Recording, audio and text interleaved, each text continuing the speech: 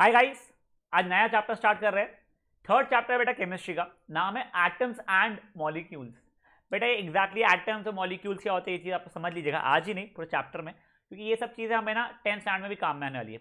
ये चैप्टर की एक्चुअली कई सारी चीज़ें जो हम लोग 10th स्टैंडर्ड में यूज़ करने वाले हैं, तो प्लीज़ थोड़ा ध्यान से चैप्टर को देखिएगा।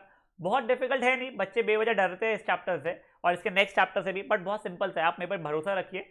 जैसा मैं पढ़ा रहा हूँ आप पढ़ते रहेंगे, नोट्स को रेफर करेंगे ना, आपको हर एक चीज़ समझ में आ जाएगी। ठीक है, अब देखो बेटा, पुराने जमाने में, बहुत पहले की बात कर रहा हूँ मैं बेटा, तब क्या होता था, बच्चे साइंटिस्ट लोग नहीं थे कि उनके लैबोरेटरीज है, वहाँ पे बैठ के मस्त अपना केमिकल मिला मिला के हरकतें कर रहे हैं, बिल्कुल बुक सुख सीख रहे, वैसा नहीं होता। वहाँ पे राजा महाराजाओं की दरबार रहती थी, राजा रहते थे वहाँ पे, उनके महर्षि लोग रहते थे। ये जो सब स्मार्ट लोग रहते थे सब उनको महर्षि बोलते थे, ये लोग रहते थे। फिर वो लोग अपना कुछ भी थियोरटिकली या सोच के, सेंसिबली सोच के, ऐसे कुछ भी नहीं, वो सोच सोच के थियोरम्स नहीं बोल सकते, बट अपनी एक आइडियोलॉजी प्रेजेंट करते थे या फिलोसॉफी प्रेजेंट करते थे। तो उसमें से एक थे भैया हमारे महर्षि कन्नड़।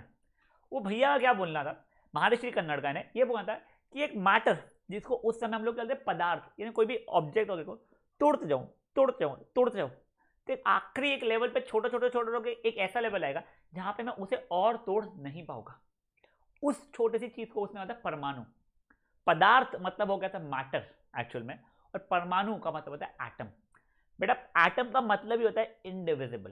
तो देखिए ये भैया ने क्या पोस्टुलेट किया था, इनका ही कहना था, if we go on dividing पदार्थ we shall get smaller and smaller particles and a time shall come when we shall not be we shall come across smallest particle beyond which further division will not be possible. इसे हम बोलेंगे क्या, परमाणु, जिसका मतलब क्या होता है एटम। ठीक है, फिर इसी आइडिया को थोड़ा सा और इलाबोरेट किया था किसने, पकूडा कतयामा ने, कतयायामा। बेटा देखो थोड़ा नाम शायद से आप लोगों को यूज टू ना हो, तो आपको रटना तो पड़ेगा। क्या था, पकूदा कतयायामा, जैसे ही बोलते, ये भी इंडियन फिलोसोफर थे। इनका क्या बोलना था कि देखो ये छोटे छोटे छोटे छोटे जो एटम्स हैं जो रहते हैं परमाणु, मान लो अलग अलग है, ए के कुछ कुछ है, कुछ बी के है, कुछ सी के है मेरे पास, कुछ डी के। अब बेटा इन लोगों को मिला के मैं कोई नया सब्सटेंस बना सकता हूँ। फॉर एग्जाम्पल मैंने एक ए लिया, एक बी लिया और दो सी लिया, तो मेरा एक नया सब्सटेंस बन जाएगा। केमिकली बॉन्डेड होने चाहिए, या फिर नहीं, मैंने दो ए लिया, दो बी लिया, एक सी लिया और एक डी लिया, तो कोई नया मैटर बन जाएगा मेरा। तो वही चीज़ यहाँ पे दिया हुआ है इन्होंने, क्या कि particles normally exist in combined form. देखिए जो हमारे पार्टिकल्स रहते हैं वो ऐसे इस फॉर्म्स में आना शुरू होते हैं, कंबाइंड फॉर्म में रहते हैं। ठीक है, कंबाइंड फॉर्म जिसे हम मॉलिक्यूल्स बोलने वाले आगे, और ये अलग अलग कॉम्बिनेशन हमें अलग अलग फॉर्म्स ऑफ मैटर को एग्जिस्ट करवाएगा, कि उसको अराइज करवाएगा। ठीक है, अब ये चीज़ें इंग्लिश में डेमोक्रेटस और ल्यूकिपस ने, वैसे वो लोग इंग्लिश में मुझे, ग्रीक में उन लोगों ने क्या स्टेट किया था बेटा, उनका ये बोलना था कि on dividing matter a stage will come when particles obtained can not be divided further and they called it as atoms. तो देखो ये महर्षि कन्नड़ और इनका थॉट प्रोसेस एग्जैक्टली सेम था, बस ये भैया ने हिंदी में बोला था, ये इन्होंने ग्रीक में बोला होगा मे बी, वैसा था। ठीक है, तो ये जो अपना जो परमाणु था उनका यहाँ पे वो एटम्स बन चुका था। ठीक है, अब बेटा जैसा मैंने आपको बताया था, ये सब लोग ना कोई प्रैक्टिकल वगैरह इसमें नहीं आते थे, कोई एक्सपेरिमेंट करके नहीं आते थे, ये सब उनका फिलोसॉफिकल वर्क था। ठीक है ना, फिर दो लोग और है हमारे, Antoine L Lavoisier and Joseph L Proust. Antoine Lavoisier and Joseph Proust, इन्होंने दो लॉज ऑफ केमिकल कॉम्बिनेशन हमें दिए। दोनों लॉज सिंपल है, समझने के लिए भी सिंपल है, आपको नाम भी याद रखना पड़ेगा और स्टेटमेंट भी याद रखना पड़ेगा। पहला तो कुछ ज्यादा ही सिंपल है, पहला बोलता है मास can neither be create, law of conservation of मास है वैसे, मास can neither be created nor be destroyed in a chemical reaction. चलो देखिए मैं आपको समझाने की कोशिश करता हूँ। देखिए केमिकल रिएक्शन मान लीजिए कुछ ऐसा हो रहा है, A plus B will give you C plus D. बेटा जो रिएक्शन में भाग लेते हैं ना, जैसे ये लोग गो का रिएक्शन हो रहा है, तो इन्हें बोलते हैं अपन लोग क्या, रिएक्टेंट, और ये जो है जो नई चीजें बनती है उसे हम लोग बोलते हैं क्या, प्रोडक्ट। तो बेटा लॉ ऑफ कंजर्वेशन ऑफ मास ये बोलता है कि मास ऑफ रिएक्टेंट्स आपका मास ऑफ प्रोडक्ट्स जितना रहेगा, mass of reactant is equal to mass of product. मतलब बेसिकली क्या होने वाला है बेटा, इसका मतलब ये हो चुका है कि mass of A plus mass of B will be equal to mass of C plus mass of D. देखो ऐसा बिल्कुल जरूरी नहीं है कि A plus B C plus D ही बनाएगा, इट इज प्रेटी पॉसिबल कि ए प्लस बी सिर्फ सी बनाए, या A plus B C plus D plus E plus F plus G plus H कुछ भी बना ले। और ऐसा भी जरूरी नहीं है कि रिएक्टेंट्स भी सिर्फ दो होने चाहिए, रिएक्टेंट्स भी कितने भी हो सकते हैं। बस ये चीज़ हमें ध्यान रखना है, जितने भी रिएक्टेंट्स है सबका मास का सम इज इक्वल टू जितने भी प्रोडक्ट है उनके सबके मास का सम। ठीक है, अब देखो बेटा, मेरे रिएक्टेंट्स या प्रोडक्ट कोई भी स्टेट में होता है, सॉलिड हो, लिक्विड हो, गैस हो, उससे कोई फर्क नहीं पड़ता है। क्यों, आपको बताता हूँ। ये ना एग्जाम्पल मैंने 11th स्टैंडर्ड में एक बार सर से पूछा था, क्योंकि मुझे तब क्लिक नहीं हुआ था। 11th स्टैंडर्ड की बात बता रहा हूँ। ये कुछ लॉ ऑफ कंजर्वेशन ऑफ मास चल रहा था, मुझे एकदम से क्लिक हुआ। मैंने सर से पूछा, सर ये अपना जो झाड़ वगैरह होता है, अपन होली के समय होलिका वगैरह दहन जो करते हैं, ठीक है, तो बेटा वो जो वुड को हम जलाते हैं, वुड का पहले मास होगा कुछ 5 किलो, जलाने का तो सर राख राख बच जाती है, तो 5 किलो की होगी नहीं, मैं कलेक्ट करूंगा तो। तब मुझे सर ने बताया था कि राख बची, बट जो कार्बन डाइऑक्साइड और भी जो गैसेज जो इवॉल्व हुई मैं उसको भूल गया। तो जब सब गैसेज वगैरह भी इवॉल्व हो रही है ना, उसको भी अगर पकड़ लेता और फिर राख को भी मैं ऐड करता तो मेरा 5 किलो आ गया होता। ठीक है, तो ध्यान रखना, आपका प्रोडक्ट कोई भी सॉलिड, लिक्विड या गैस का, सबकी सब मास मुझे लेना पड़ेगा। अब देखो, आपका एक ऐसा एग्जाम्पल वगैरह एग्जाम में आ सकता है, मान लो ये 8 ग्राम है, ये 5 ग्राम है, ये शायद से 11 ग्राम है, बताओ मेरा डी कितने ग्राम है। तो कुछ भी नहीं सर, देखिए mass of A plus mass of B is equal to mass of C plus mass of D. अब इससे मैं एक्स की वैल्यू निकाल लूंगा, एक्स की वैल्यू कितनी आ रही है, 2 आ रही है। अब अगर ग्राम्स है तो आंसर मेरा ग्राम्स में आ जाएगा, सिंपल। तो देखिए हमारा फर्स्ट लॉ ऑफ मोशन बता, लॉ ऑफ कंजर्वेशन ऑफ मास हमें क्या बोलता है बेटा, मास can neither be created nor be destroyed in the chemical reaction. और बच्चा जो मैंने आपको मैथमेटिकल एक्सप्लेनेशन दिया वो, ठीक है। अब ये दूसरा देखिए, ये बढ़िया लगता है मुझे लॉ, ठीक है, थोड़ा मैथमेटिकल ज़्यादा है इसके लिए, आप जानते हैं मैं मैथमेटिक्स पढ़ाता हूँ। लॉ ऑफ कांस्टेंट या डेफिनेट प्रोपोर्शन, ठीक है, मैं इसको समझाने की कोशिश करता हूँ आप लोगों को। ठीक है, लॉ ऑफ कांस्टेंट प्रोपोर्शन बोलो, law of definite proportion low, one and the same है। ठीक है, मान लो आप और मैं, दो लोग दो अलग अलग जगह से पानी लेके आ रहे हैं। ठीक है, ये मान लो ये संकेत है और ये यू, ये आप लोग हो। ठीक है, अपन दोनों अलग अलग जगह से वाटर लेके आए। अब ये वाटर कैसा है, प्योर वाटर। प्योर ने पीने वाला प्योर नहीं बेटा, प्योर मतलब केमिस्ट्री वाला प्योर। केमिस्ट्री लोग, जो ये साइंटिस्ट लोग बोलते हैं प्योर कि कुछ भी और ना वो।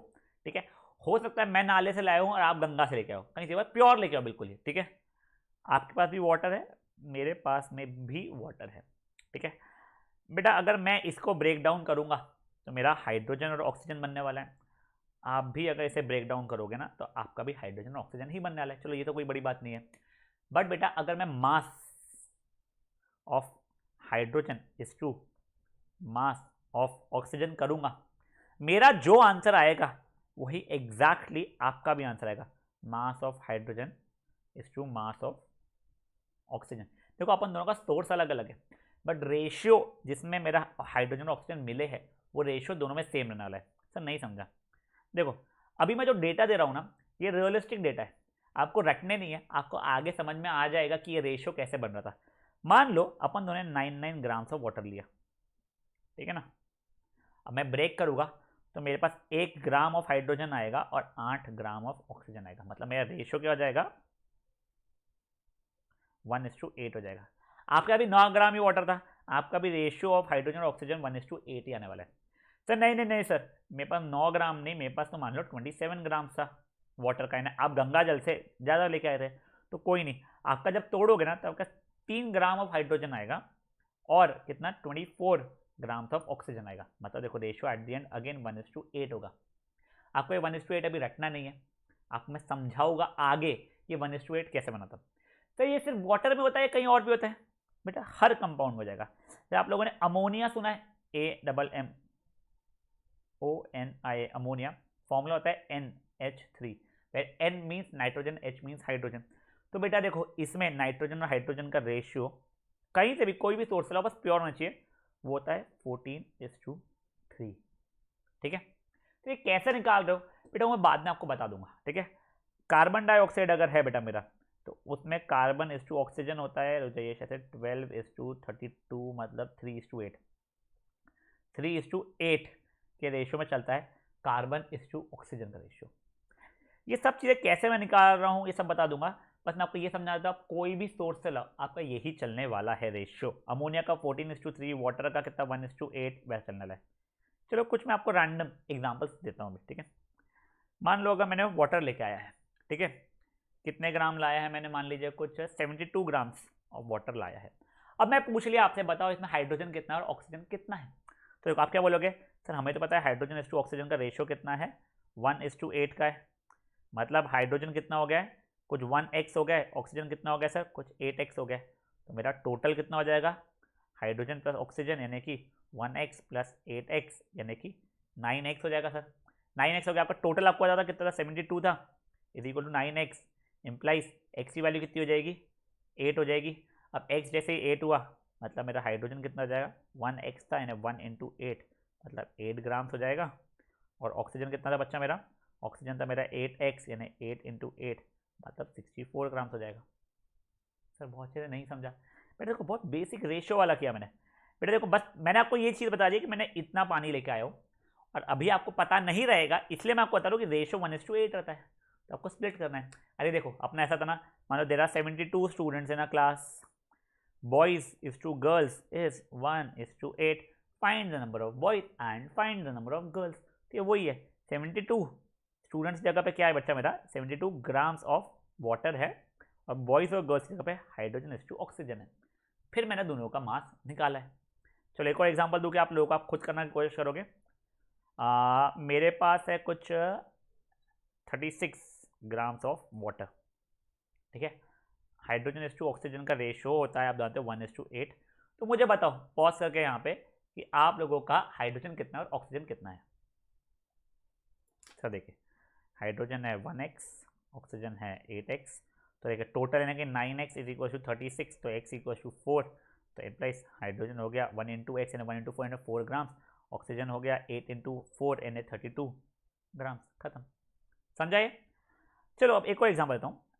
अगर मान लो मेरे पास है 11 ग्राम्स ऑफ हाइड्रोजन, तो मेरे पास ऑक्सीजन कितना होना चाहिए कि मेरा पानी पूरा का पूरा बन जाए, यानी पूरा का पूरा पानी बन जाए, कोई भी अनयूज्ड ना रहे। ये कैसे करेंगे, कुछ नहीं बेटा, देखो आपको ये पता है 1 ग्राम हाइड्रोजन के लिए आपको 8 ग्राम ऑक्सीजन लगता है। आपके पास में 11 ग्राम्स ऑफ हाइड्रोजन है तो ऑक्सीजन कितना, कुछ x लगेगा, इतने में इतना तो इतने में कितना, क्रॉस मल्टीप्लाई करके 1 into X is equal to 8 into 11, तो x की वैल्यू 88 आ जाएगी। मतलब क्या हुआ, अगर 11 ग्राम हाइड्रोजन है तो आपके पास में 88 ग्राम क्या होना चाहिए, ऑक्सीजन होना चाहिए। वैसे चलो एक काम करो, अगर आपका 3 ग्राम ऑफ हाइड्रोजन है तो मुझे पॉज करके बताओ कितना आपको ऑक्सीजन लगेगा। परफेक्ट, देखिए 1:8 था और यहाँ पर 3 है तो यहाँ पे कितना रहेगा, कुछ x रहेगा, तो इम्प्लाइज x की वैल्यू 24 आ जाएगी। अब चलो ये भी ठीक है, मुझे ये वाले केस में बताइए तो कितना ग्राम पानी बनने वाला है आप लोगों का। हाँ बेटा देखो अपने लॉ ऑफ कंजर्वेशन मास पढ़ा था, तो हाइड्रोजन प्लस, हाइड्रोजन को H लिखता हूँ, हाइड्रोजन प्लस ऑक्सीजन आप लोगों को कुछ वाटर देने वाला था, ठीक है। चलो ये आप लोगों को अगर ये ऐसा सिंबलिक फॉर्म में नहीं समझ में आ रहा है तो मैं ऐसा लिख देता हूँ, आपको पता है ना हाइड्रोजन प्लस ऑक्सीजन से ही हमारा वाटर बनने वाला था। अब आपको पता है कितना ग्राम हाइड्रोजन है हमारा सर, हाइड्रोजन यहाँ पे था हमारा 11 ग्राम, ऑक्सीजन कितना ग्राम आया था 88 ग्राम, तो सर ऑब्वियसली वाटर कितना बनेगा मेरा, इनका सम 99 ग्राम। वैसे यहाँ पे का अगर देखता मैं तो सर यहाँ पे मेरे पास सर 3 ग्राम ऑफ हाइड्रोजन था, ये सेकंड केस बता रहा हूँ, 24 ग्राम्स ऑफ ऑक्सीजन था, तो टोटल मिला के 27 ग्राम्स मेरा वो बनने वाला था। चलिए ठीक है सर और कुछ है क्या इसमें। हाँ बेटा एक और बढ़िया बताता हूँ। अब देखो अब भी हमने देखा कि हमारे को 3 ग्राम के लगते हैं 24 ग्राम, हमें लगता है 3 ग्राम ऑफ हाइड्रोजन अगर है तो हमें 24 ग्राम्स ऑफ ऑक्सीजन की ज़रूरत पड़ने वाली है। बट अगर मान लो मेरे पास ऐसा सिचुएशन आ गया 3 ग्राम्स ऑफ हाइड्रोजन है मेरे पास एंड 30 ग्राम्स ऑफ ऑक्सीजन है मेरे पास, तो क्या होगा।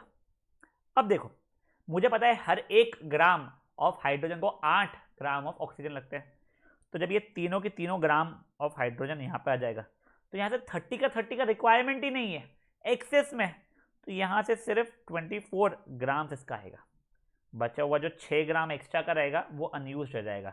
ये दोनों मिला के मेरा 27 ग्राम्स ऑफ वाटर बना लेंगे और ये 6 ग्राम्स ऑफ ऑक्सीजन वैसा का वैसा रह जाएगा। तो देखिए बेसिकली क्या हुआ, 3 ग्राम्स ऑफ हाइड्रोजन मुझे लगा, 24 ग्राम्स ऑफ ऑक्सीजन मुझे लगा, दोनों ने मिलकर 27 ग्राम्स ऑफ वाटर बनाया और ये 30 में से 24 यहाँ चलेगा तो बचा कुछ जो 6 है वो अनयूज रहेगा, ठीक है। अब इतना ज़्यादा आपको पूछते नहीं है, सिर्फ आपको बता रहा हूँ मैं ये सब चीज़ें कि आप लोगों का कैसा होता है। चलो एक बार आप अमोनिया के केस में देख लें, याद करो NH3 में क्या रेशियो है बच्चा अपने पास में 14:3 है, किसका, नाइट्रोजन इज टू हाइड्रोजन का, ठीक है। अब देखो मेरे पास है 42 grams of nitrogen and 5 grams of hydrogen, तो क्या होगा बेटा? देखो हर 14 ग्राम से 3 ग्राम लगता था मुझे। अच्छा सही सही सही, ये 5 नहीं, मैं कुछ और लेता हूँ, जाओ ये कुछ है 10 ग्राम मान लीजिए, ठीक है। अब देखो हर 14 ग्राम से मुझे 3 ग्राम लगता था, अब मेरे पास 42 ग्राम्स है, तो मुझे कितना हाइड्रोजन लगेगा? देखो 14 के लिए लगता था 3, मेरे पास है 42, तो उसके लगेगा x, तो इससे x की वैल्यू कितनी हो जाएगी? 42 इंटू 3/14, जो कटेगा 3 9, मतलब 42 ग्राम से मुझे 9 ग्राम ऑफ हाइड्रोजन लगने वाला है। तो ये पूरा करो 42 ग्राम यूज होगा, यहाँ से 9 ग्राम और यूज होगा, मतलब 51 ग्राम्स ऑफ अमोनिया मेरा बनेगा, और यहाँ का 1 ग्राम ऑफ हाइड्रोजन मेरा अनयूज रह जाएगा, ठीक है। ये कोई बेसिक मैथमेटिक्स चल रहा था। अब यही चीज स्टेटमेंट में जो दी हुई बच्चा लोग वो देखें, इन प्योर, देखो बच्चा ये वर्ड इंपॉर्टेंट है, प्योर होना चाहिए, ठीक है ना, कैसे भी randomly, pure chemical substance the elements are always present in definite proportion by mass. देखिए जैसे वाटर का था, उसमें हाइड्रोजन और ऑक्सीजन का 1:8 रहेगा, अमोनिया में नाइट्रोजन हाइड्रोजन का 14:3 रहेगा। कोई भी सोर्स से लाओ आप लोग, कोई फर्क नहीं पड़ता है, बट क्या है, ये प्योर होना चाहिए। तो ये रट के रखना है कि हमको बिल्कुल जरूरत नहीं है, हम जैसे जैसे आगे बढ़ेंगे हम आपको 2-3 लेक्चर्स बाद समझा देंगे रेशियो कहाँ से आप लोगों का आ रहा है, ठीक है। चलिए अब बेटा ये सब कुछ जो था, अब जॉन डाल्टन ने अपने खुद के पॉस्टुलेट्स है, राधा ये जो पॉस्टुलेट्स आए थे ना, उसके थ्रू हम लोग ये दोनों के दोनों जो लॉज है हमारे वो भी एक्सप्लेन कर पा रहे थे, ठीक है। बेटा देखो 6 पॉस्टुलेट्स है, वैसे इससे ज़्यादा भी है, बट हमें 6 ही याद करना है, और 6 की 6 याद करना है, तो प्लीज़ ये 6 रट के चलो, बहुत सिंपल से, कोई इशू नहीं आने वाले हैं। पहला क्या है बच्चा पॉस्टुलेट हमारा, कि all matter is made up of tiny particles called atom. ये तो हम पहले देख चुके, कन्नड़ भैया ने बताए थे, फिर लेवोइसियर वगैरह लोगों ने भी बताया था अपने को, ठीक है। All matter is made up of tiny particles called atom, ठीक है। नेक्स्ट है एटम्स आर इनडिविजिबल पार्टिकल, मतलब एटम्स को और तोड़ नहीं सकते हैं, ठीक है, which can not be created not be destroyed in a chemical reaction. देखो अब ये क्या बोल रहा है, जो एटम्स है वो और टूट नहीं सकते, फाइन, और साथ ही साथ में क्या है बेटा, एक केमिकल रिएक्शन में मैं नया एटम ना तो बना सकता हूँ, ना मेरा जो पुराना एटम था उसको गायब यानी डिस्ट्रॉय कर सकता हूँ। तो सोचो हर एक जो एटम है रिएक्शन में, रिएक्टेंट साइड में, वो हर एक एटम उतने ही नंबर में प्रोडक्ट साइड में भी होगा, ना तो नया आएगा ना तो पुराना जाएगा। तब ये देखिए, अगर मान लीजिए कुछ ऐसा रिएक्शन है मेरा A B plus C D, या आफ्टर रिएक्शन में भी A D plus B C कुछ बना रहा है, तो मेरा एक एटम ए का था रिएक्टेंट में, एक एटम ए का है प्रोडक्ट में, एक एटम बी का था रिएक्टेंट में, एक एटम बी का है प्रोडक्ट में, एक सी का था, एक सी का है, एक डी का था, एक डी का है। तो बेसिकली जितने पहले थे उतने ही बाद में रह गए, ना तो नए क्रिएट हुए ना तो पुराने डिस्ट्रॉय हुए।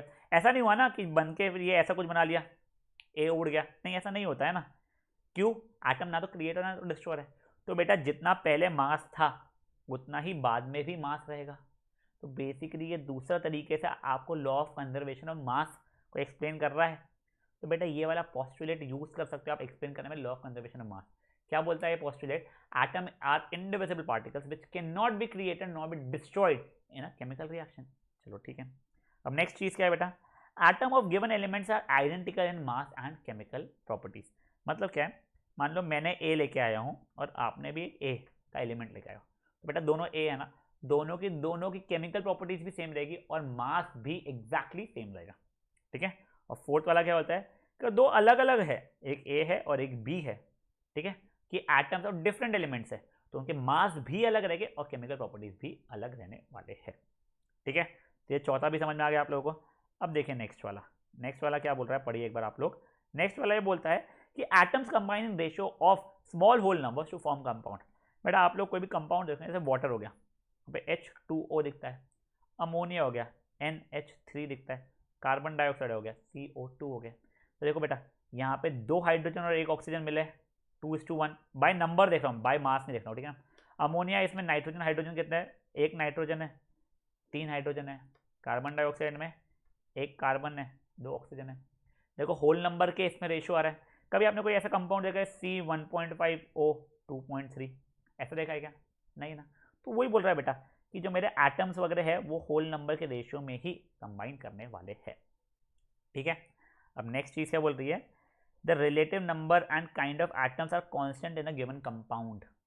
मतलब क्या है, आप कार्बन डाइऑक्साइड लेके आओ या मैं वाटर ले लेते हैं, आप वाटर लेके आओ या फिर मैं वाटर लेके आऊँ, इसमें 2 हाइड्रोजन रहेंगे एंड 1 ऑक्सीजन रहेगा, इसमें भी 2 हाइड्रोजन रहेंगे और 1 ऑक्सीजन रहेगा। तो बेसिकली देखो सब हाइड्रोजन का मास भी सेम होने वाला है। तो देखो अगर नंबर वाइज इनका रेशियो सेम है तो मास वाइज भी 1:8 जो मैं आपको बताया था, रटो नहीं है ना, फिर देख लो, बाद में देख लेंगे। मास भी सेम ही रहने वाला है। तो बेटा देखो रेशियो ऑफ मासेस भी कांस्टेंट रहने वाला है मेरा, कोई भी कहीं से भी लेके आ जाऊं मैं, बस प्योर सब्सटेंस लेके आऊं, तो उसके जो जो एटम्स है उनका रेशियो बाय मास सेम रहने वाला है। तो वो ये वाला रूल यूज करते हुए क्या मैं लॉ ऑफ कांस्टेंट प्रोपोर्शन भी एक्सप्लेन कर सकता हूँ। देखो आपको एनसीईआरटी में क्वेश्चन है, कौन सा पोस्टुलेट आपको law of constant proportion explain करता है, तो आपको ये 6th लॉ लिखना पड़ेगा, ये 6th वाला लिखना पड़ेगा आपको। या फिर कौन सा वाला आपको लॉ ऑफ कंजर्वेशन ऑफ मास में एक्सप्लेन करता है, तो आपको सेकंड वाला लिखना पड़ेगा। समझा ये चीज़। अब बेटा देखो ये 6 चीज़ें तो बढ़िया थी, बट एक्चुअल में क्या है ना, तब अपना साइंस ना डेवलप नहीं हुआ था। धीरे धीरे जब साइंस डेवलप होना शुरू हुआ तब हमने ये चीज़ रियलाइज़ किया कि एक्चुअली इस लॉ में भी थोड़े से इश्यूज है। बेटा इसमें 3 लॉज में कुछ प्रॉब्लम्स है, आपको बहुत अच्छे से अब भी नहीं समझेंगे, धीरे धीरे जब आप नेक्स्ट चैप्टर में आओगे तब आपको इसके डिफेक्ट समझ में आना शुरू हो जाएंगे। पहला क्या है बेटा, देखो ये जो था ना कि atoms are indivisible particles, actually हम लोग नेक्स्ट चैप्टर में पढ़ते हैं कि एक atom further sub atomic particle में डिवाइड कर सकते हो आप। क्या एटम और डिवाइड होता है किस किस में, इलेक्ट्रॉन, प्रोटॉन एंड न्यूट्रॉन में। ठीक है, तो बेसिकली अगर आप ये बोलते हो कि एटम्स इनडिविजिबल है तो आप गलत बोल रहे हो। एटम्स डिविजिबल है, किस में डिवाइड हो जाते हैं वो, इलेक्ट्रॉन, प्रोटॉन्स एंड न्यूट्रॉन में। तो देखो आपने पहली गलती तो पकड़ ली है इसकी, चलिए ठीक है। अब नेक्स्ट बेटा आपने ये वाले इसमें क्या बोला था कि अगर आप ए लेके आओगे मैं भी ए लेके आऊंगा तो दोनों की केमिकल प्रॉपर्टी सेम रहेगी, तो ठीक है, और दोनों के मासेस भी सेम रहेंगे। तो मैं आपको एक चीज बताऊं, आप लोग आगे ना एक टर्म पढ़ोगे आइसोटोप्स करके, अभी आपने पढ़ा नहीं है सर ये क्या होता है, अपन नेक्स्ट चैप्टर में पढ़ने वाले। आइसोटोप्स में बेटा इसका मास और इसका मास अलग अलग रहेगा, दोनों के दोनों रहेंगे ए। जैसे एग्जाम्पल आपको क्लोरीन का बताता हूँ, बेटा दोनों के दोनों रहेंगे मेरे क्लोरीन ही, बट दोनों के मासेस मेरे अलग अलग रह सकते हैं। अपन आगे देखने वाले, अभी टेंशन मत लीजिए, अभी के रट लीजिए कि हाँ आइसोटोप्स एक ऐसी चीज है जो कि दोनों के दोनों सेम एटम है बट दोनों के मासेस अलग अलग हो जाते हैं। चलो ठीक है, और एक लास्ट गलती आपको बताता हूँ बेटा, यहाँ पे समझता है कि अलग अलग एलिमेंट्स के मासेस और केमिकल प्रॉपर्टीज अलग अलग होगी। तो अगर मान लो मैं ए लेके आया हूँ और आप बी लेके आए हो तो बेटा इन दोनों के मासेस सेम हो सकते हैं, ऐसा बिल्कुल जरूरी नहीं कि मासेस अलग अलग हो। उसका एग्जाम्पल कैल्शियम एंड आर्गन, इन दोनों ये दोनों अलग अलग एलिमेंट्स है बट स्टिल इन दोनों के मासेस मेरे एग्जैक्टली सेम है। ठीक है, तो गाइस यहाँ पे अपन आज का सेशन खत्म करते हैं। आपसे ये चीज़ जेन्युइन लेवल पर रिक्वेस्ट है कि यहाँ तक एक बार आप लोग अच्छे से पढ़ लीजिएगा। ये अपन लोगों ने वैसे बहुत कुछ थियोरटिकल किया, बीच में अपन ने थोड़ा बहुत ये मैथमेटिकल देखा है, अब नेक्स्ट लेक्चर से भी थोड़ा थियोरटिकल ही रहेगा बट आपको इंटरेस्ट ज़्यादा बढ़ना शुरू हो जाएगा। तो गाइस प्लीज़ यहाँ तक के आप लोग एक बार अच्छे से कर लीजिएगा। ठीक है, चलिए नेक्स्ट लेक्चर में मिलते हैं, बाय बाय गाइस।